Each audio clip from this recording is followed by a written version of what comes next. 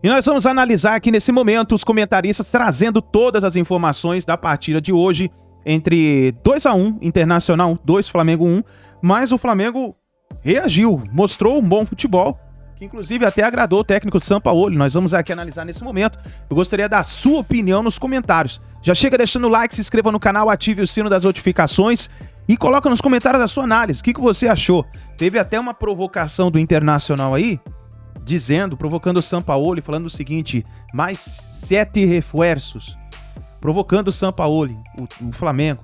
Rapaz, o que o Inter ganhou pra poder provocar o Flamengo? Parece que eles ganham do Flamengo, parece até que ganhou o Campeonato Mundial de Clube. Brincadeira. Vamos aqui analisar nesse momento. Chega deixando o like, se inscreva no canal. Bora pro vídeo de hoje. Créditos Canal e ESPN Brasil, link na descrição. Jogo da manhã de hoje, 2-1 para o Internacional de virada. A gente começa esse assunto ouvindo o Sampaoli para entender o que ele achou do desempenho dos jogadores e a grande questão, tirar o Pedro e não o Gabigol do time quando faz as substituições. Fala, Sampaoli. Yo considero que, visto el punto de vista de la contundencia, eu erré y el entrenador rival ganó. Si Otimi hubiera convertido de las 9 o 10 chances del segundo tiempo, hubiéramos hablado de otra cosa. O sea, yo pienso que la contundencia hoy sí no está relacionada al entrenador, está relacionado al jugador. El fútbol es de los jugadores. El juego lo definen o lo pierden o lo ganan muchas veces los jugadores. La sustitución tuvo una relación directamente con que el equipo necesitaba más volumen. En el cambio de Pedro el equipo estaba neutro, jugando. Entonces, yo cuando veo que Otimi está neutro, tomo decisiones. Era un centro delantero u otro. Y tomé la decisión de que juegue, en este caso, Gabigol. Flamengo um pouco mais organizado do que costumava algum tempo atrás, com posse de bola, mas que acaba cedendo a virada. Prof, o Sampaoli é um técnico, talvez, do tamanho que o Flamengo precisasse nesse momento. Por mais que a gente discorde, e somos livres para isso, do fato dele colocar nos jogadores uma responsabilidade maior do que a dele, ele pode chegar numa coletiva e falar isso sem ter um problema interno amanhã. Sem dúvida, tem tamanho. Tem tamanho para isso. E acho que ele não fez errado, não. Ele tinha que optar. Ele optou. A opção dele foi pelo Gabigol. Isso exclui o Pedro. O time nos acréscimos em que toma o gol da virada tinha mandado uma bola na trave. Era um Flamengo muito menos... Tornou-se um Flamengo muito menos neutro, para usar uma palavra dele, né? Sim. Isso é técnico de futebol, que não se conforma em ver um time neutro. Um técnico que joga junto. E mais uma vez ele fez isso. Não vai ganhar todas as partidas, todas as opções dele não serão unanimidades. As redes sociais vão cair de pau mesmo, como estariam elogiando se o Flamengo chegasse à vitória a partir de uma modificação dele. É bom ir acostumando com o trabalho do Sampaoli. Ele faz aquilo em que ele acredita. Vamos pegar esse gancho do Gabriel e do Pedro, André. Já a gente entra nos detalhes do jogo. Também tem a parte do Internacional, que é importantíssima, né? Uma virada ali à la Mano. Mas talvez o único pecado, se é que a gente pode colocar assim, seja tirar o Pedro quando ele coloca 2 pontas, né? Porque aí a característica do Pedro talvez servisse melhor. Mas o Gabriel jogou melhor o primeiro tempo do jogo. Sim, esse debate vai continuar, independentemente do que ele resolva fazer. Se ele quiser continuar jogando com os dois, como fez até agora, no momento em que um for substituído, as coisas vão voltar a ser ditas nessa direção. Se ele fizer uma escolha por um deles, o que eu acho que é provável, no momento em que a ideia sobre como jogar e com quem jogar estiver mais clara na cabeça dele, obviamente esse assunto vai ser tratado ainda com uma temperatura maior, porque como que você deixa um dos dois, como que você determina que um é reserva e o outro titular, mesmo que eu entenda que ele não vai fazer assim, ele vai falar sobre escolhas e opções, conforme as circunstâncias do jogo, o adversário, etc e tal, ele não vai dar uma etiqueta para nenhum dos dois, mas é claro que ia ser desse jeito, né, porque antes do Dorival Júnior chegar e criar a dupla Pedro e Gabriel, a discussão sobre o Flamengo passava obrigatoriamente, mas eles podem ou não podem jogar juntos, eles vão ou não vão jogar juntos. Então eu acho que não tem o que fazer para solucionar, para botar esse tema para descansar. Hoje ele resolveu fazer uma substituição, explicou, as suas razões, e ele está conhecendo esse grupo de jogadores, está conhecendo esse elenco e está entendendo como atuar. Mas tem coisas que a gente precisa conversar, né? Eu não sei o que ele pensa do Santos em relação à sua maneira de jogar futebol. Né? Ele não falou sobre isso ainda, não sei nem se ele vai fazer isso.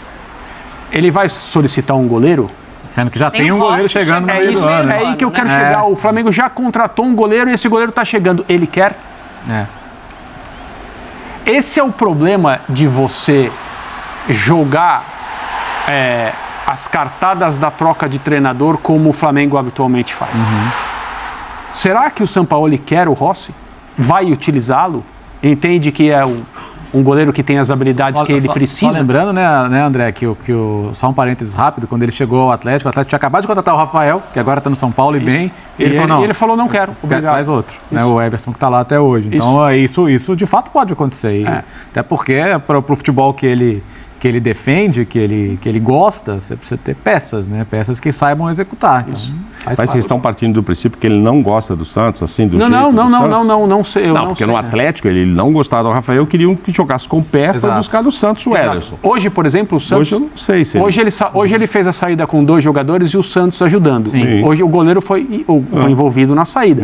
Por quê? Porque ele entendia que o Internacional pressionaria com no máximo 2 jogadores, ele não precisaria de um terceiro homem que não fosse o goleiro, ele pega esse jogador que sobra, ele joga lá na frente para ganhar superioridade numérica em outra faixa do campo. Foi o que ele conseguiu fazer. Aliás, o jogo foi bem interessante no sentido de 2 ideias muito diferentes de futebol se enfrentando e as virtudes delas aparecendo. No final, o Inter venceu a maneira do Mano, que é um treinador que constrói seus times da defesa para o ataque, investe na solidez e quando enfrenta equipes como o Flamengo do Sampaoli, investe no erro, no espaço que aparece, porque os times do Jorge Sampaoli eles sempre acabam correndo esse tipo de risco porque é dessa forma que ele entende o jogo. E basicamente em 2 oportunidades o Internacional venceu. Eu só não queria encerrar meu comentário sem falar uma coisa que eu nem tenho convicção sobre qual deveria ter sido a atitude da arbitragem. Eu só quero lembrar de 2 coisas. O Gerson, no Mundial, foi expulso porque tinha um amarelo e a arbitragem entendeu que ele simulou um pênalti. E é só uma coincidência o fato de ser um jogador do Flamengo e hoje ter sido uma partida do Flamengo. Mas hoje também houve uma simulação e a jogada continuou até o gol do Internacional. É um bom ponto, a gente tem um lance. Então... Vamos lá, mas eu tenho essa curiosidade, se é uma diferença de critério, se no Mundial o árbitro foi rigoroso demais e aqui no Brasil, acho que essa é a possibilidade maior, aqui no Brasil a coisa é mais solta. O Fabrício Bruno sai do jogo falando sobre isso, né? Sobre uma simulação que o árbitro deveria ter parado a partida, dado o cartão amarelo e tiro livre indireto. Em vez disso, vale o gol do Internacional. Sim. Você achou? Não, eu estou aproveitando esse lance com o Santos, que o André estava falando dele, porque eu tenho visto nas redes sociais muitos torcedores achando que foi uma falha até grotesca do Santos. O gol? Esse gol aí, que ele estaria muito adiantado, eu não vi. O que eu li foi que ele estava adiantado. Que está adiantado. Você dá uma lida aí, você vai ver que o torcedor acha. Mas ele sai daquele lance, volta, entendeu? Aí o Maurício é muito feliz no tapa que dá por cima. Entrou muito bem, né? Entrou muito bem. O Santos sai pra disputa, mas ele volta. Pois ele volta e o Maurício é super feliz. Ele ofereceria o canto. Mas me chamou a atenção que muitas análises aí de torcedores indicam também. Não achei, não. Não jogaram no gol, com certeza. Exato. Achei que o Gerson... Aí, ó, o gol sai do escanteio. Isso aí do lateral. Isso agora aí, que é uma simulação. Isso aí também estão comentando que os 2 gols saem. Pô, mas é uma coisa de criatividade. Acho que o Mano... não sei, esse Inter tem propiciado a ele até mudar um pouco essa história de só tentar arrumar a cozinha, né? Porque ele tem jogado com 3 atacantes, além do Alan Patrick encostar muito ali, ficar quase 4 atacantes. E ainda tem no banco no colete ali, o Maurício, né? Que toda hora que entra, o torcedor adora. Teve problemas, ficou contundido e tal. Uma hora ele põe o alemão, o alemão vai lá e resolve, que já foi um titular. Agora ele põe o Maurício foi super feliz no jogo, faz os 2 gols. Golaço. Agora, chances por chances, o Flamengo teve mais chances, o Flamengo finalizou mais. Não tanto. tanto, sabia? Quando a gente pega os números frios do jogo, o Flamengo finalizou mais, de fato, mas o Flamengo teve muito mais a bola. Só pra gente encerrar, claras, só pra eu porque ouvir... chances mesmo foram iguais, finalizações e tal. Digo chances... mais oportunidades claras de gol, eu diria. Só para ouvir todo mundo em relação a esse lance, já que a gente colocou, eu já volto para essa tua questão do Internacional, porque eu quero te ouvir sobre isso, mas só para ouvi-los, porque eu acho que isso modifica a história da partida. Se é uma simulação e se houve um erro de arbitragem, a gente está dizendo Dani, que interferiu no jogo. Eu quero só ouvi-los sobre Eu não isso. acho que o lance é objetivo o suficiente para a gente colocar o carimbo erro de arbitragem. Se o árbitro decide parar o jogo e dar tiro livre indireto ali pela simulação, ninguém poderia reclamar.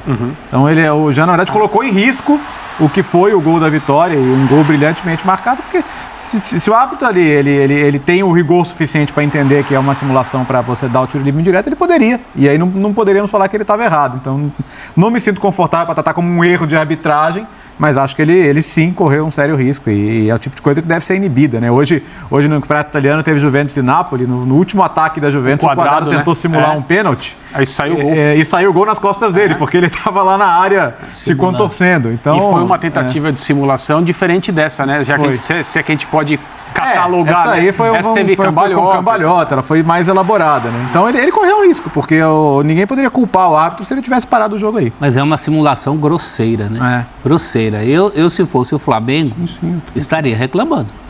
Porque é algo para parar o jogo. Simplesmente isso, tá na regra. Simulação, cartão para o jogo e na sequência sai o gol. Eu acho que é uma simulação grosseira, não é uma simulação qualquer. Não há dúvida de que é uma simulação. Mas portanto, que não desmonta a marcação do Flamengo, né? 1, 2, 3, 4, 5, 6. Não foi por isso que o Flamengo tomou. Eu acho que não, tá vendo? Porque ninguém parou e tal. Não foi, mas... se posicionando e o Maurício foi muito feliz ali. Eu tava falando de finalizações, é que sim, é no sentido de...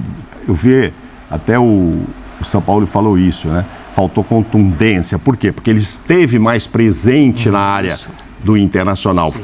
Finalização por finalização, foram 16 de cada lado e só 4, inclusive, no gol, 2 num tempo, 2 no outro, tanto o Flamengo quanto o Inter. É curioso. E o Inter faz de 4, faz 2 e o Flamengo faz 1. Mas assim, a impressão, você olhando o jogo, que o Flamengo estaria mais próximo de marcar, manda uma na trave, etc., antes de tomar o 2-1. Você fala, eu acho que está mais próximo do Flamengo fazer o 2-1 e tal, até com o Gabigol, inclusive. Achei que estava com razão. O Pedro hoje não jogou bem. O Gabigol estava mais participativo. Então ele chegou, olha, eu vou tirar um. Como é que ele falou? Dele. Dia sim, dia não? Vai ter sim, vai ter não. Sim, às vezes não, vão jogar os dois, ou um ou outro.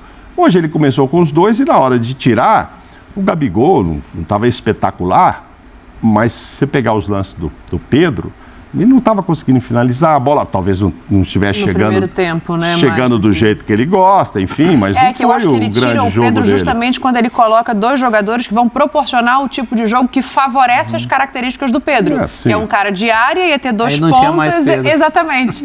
Foi só esse o ponto, assim. Agora tá me parecendo que tem um jogador que vai ser inegociável, que é o Gerson, que volta a jogar bem, que não coincidentemente ele é outro com esses 2 jogos do Sampaoli, é outro Gerson. Aí, as 2 últimas partidas, a gente está vendo os números, prof, só para ilustrar, eu quero te ouvir. Muito bons números e muito bom desempenho também, a gente não precisava nem dos números para saber disso, é um Gerson mais avançado, como o Sampaoli gosta. Isso vai criar um problema porque aí precisa de outro para fazer o que o Gerson fazia, né?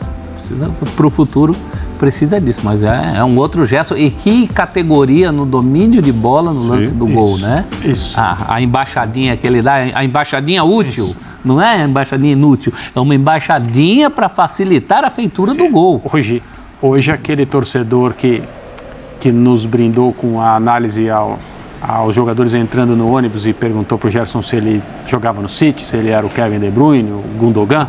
Lembra desse? Esse torcedor é maravilhoso. Caso, né? Então, eu também achei legal até a hora que ele começou a xingar os jogadores, né? Mas assim, essa parte a gente poderia... Ele vinha no bom humor, na ironia, bem. E o que ele fala para cada um, né? Ele é muito objetivo, ele já sabia, nas colocações. Isso aí. Mas é de improviso, né? No que ele tinha vindo com isso preparado de casa. Mas o que eu ia dizer é que depois do jogo de hoje, o gol que o Gerson fez, a coisa já muda um pouco. E como o São Paulo vai, pelo menos está dando mostras de querer utilizar o Gerson mais ofensivamente, né?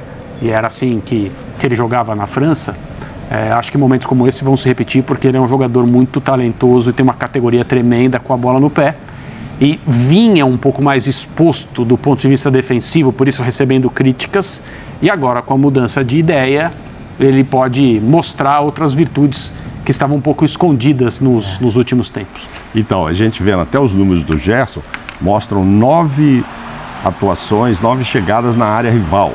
Quer dizer, você vê o volume de jogo. Olha o gol dele. Não, sensacional. Dominou. Era um gol de quem viu que se fosse chutar, ele tenta chutar primeiro, é travado ali, né? Quando ela sobe, não fica bom para ele chutar. Aí ele mostra muita técnica. Olha lá. Raciocínio rápido. Ali, ó. Tudo perfeito. Tudo. Ele usa como recurso, né? Sim. Tudo consciente. E chegando mais à frente, né? 9 vezes ali na área rival também. A gente cobrava um pouco isso. Eu acho que ele entrou mais pelo lado esquerdo e chegou mais vezes mesmo. Tudo que se esperava do Gerson, principalmente para um time que agora não tem o Arrascaeta para fazer isso. Então ficava se perguntando. Eu achei, inclusive que não foi mal, que o Everton Ribeiro... Acho que na sexta-feira eu acertei muita coisa com você lá. Eu disse que eu achava que ele ia mexer. Mas aí é sua que regra. que não iam ser mais 3 zagueiros, que era outro adversário, não era aquele... no Blense, era o Inter, semana, né? ia povoar o meio campo, a chance do Everton Ribeiro era grande e tal, eu só não sabia a história de se jogariam, óbvio que eu não sabia se iam jogar os dois ou não, você até achava que já iam mesmo jogar os dois, Pedro e Gabigol, isso aí eu tinha dúvida, talvez pensando num Cebolinha desde o início, uma coisa assim. Mas enfim, ele fez isso, o Everton Ribeiro tentou ajudar, eu acho que o Flamengo não jogou mal lá, não dá para falar que jogou mal. Agora o Inter foi eficiente, principalmente depois da entrada do Maurício, 2 laterais, 2-1, virou. E diga-se de passagem, 25 jogos sem perder, acho que há 10 vezes, no Beira-Rio. Ele foi o melhor mandante do Campeonato Brasileiro do ano passado, fez uma diferença incrível para o Inter chegar onde chegou em segundo lugar. A gente começou o ano falando muito do Renato e do Grêmio, porque o Renato fala muito, fala que está jogando melhor futebol. O Inter só perdeu uma vez, né? E o Inter tá bem. Foi por isso que o Mano, naquela entrevista, falou: eu perdi um jogo e já está todo mundo assim, jogando pedras, etc. e tal. O problema dele é não ter ganho os jogos que devia ganhar. Que devia ganhar. Ele mesmo hoje, na coletiva, fala. Sim. Ele fala assim: olha, nós temos que nos preparar porque esse campeonato vai ter os times reativos. Sim. Não é todo dia que eu vou ter Flamengo. Então ele já preparou o espírito. Agora o Flamengo tanto não jogou mal que arrancou na coletiva, elogios de Mano Menezes. Então tá aí, nação, essas foram as informações aí dos comentaristas do programa da ESPN Brasil. Um detalhe importante é que o torcedor precisa analisar é que o Flamengo está evoluindo. Não é que está apático na época do Vitor Pereira, não. Nós vemos os jogadores dando o seu melhor, dando sangue, mas tem jogadores aí que não está rendendo. Como, por exemplo, Vidal, Gabigol, Everton Cebolinha, que entrou em campo e não está rendendo. Everton Ribeiro. E são jogadores que, se recuperarem o seu bom futebol, que jogaram no ano passado, 2022, o Flamengo volta a vencer e lutar por títulos de verdade. Então são peças que o Flamengo precisa recuperar. Vamos ver com o técnico Sampaoli o que vai acontecer, como o Flamengo vai melhorar esses jogadores. E o goleiro Santos, que infelizmente falhou nesse último gol, estava adiantado e acabou falhando. Vamos ver como vai ser agora contra o Maringá. Maringá, o Flamengo precisa ganhar de 2-0 no mínimo, para levar para os pênaltis. Vamos ver como que o Flamengo vai jogar. O Maringá vai ter 4 desfalques para essa partida, hein? Vamos ver o que vai acontecer. Então é isso daí, nação. Deixa o like, se inscreva no canal, ativa o sino das notificações e a gente se vê no próximo vídeo.